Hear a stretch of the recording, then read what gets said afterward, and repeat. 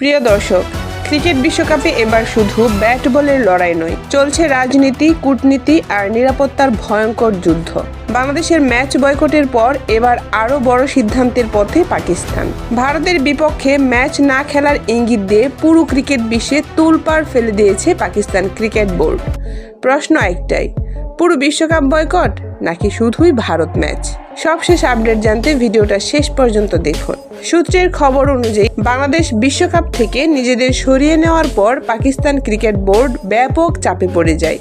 PCB স্পষ্ট করে জানায়, এই সিদ্ধান্ত একা বোর্ড নেবে না, বিষয়টি সরাসরি সরকারের কোর্টে পাঠানো হয়েছে।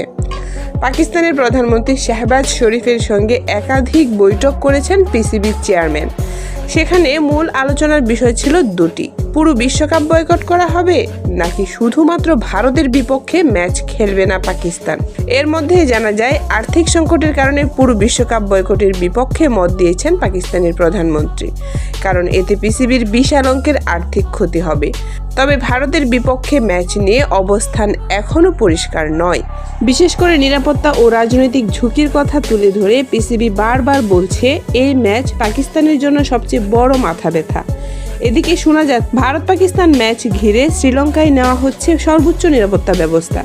এলিট কমান্ডো ফোর্স, বিমানবন্দর থেকে স্টেডিয়াম পর্যন্ত কড়া পাহারা, সবকিছুই যেন যুদ্ধকালীন প্রস্তুতি। বিশ্লেষকদের মতে বাংলাদেশের সিদ্ধান্তই পাকিস্তানকে এই পথে হাঁটতে উৎসাহ দিয়েছে।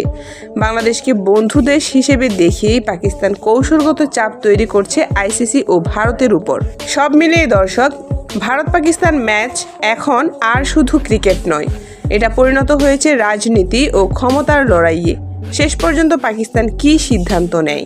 ভারতের বিপক্ষে ম্যাচ হবে নাকি নতুন ইতিহাস তৈরি হবে বিশ্বকাপে?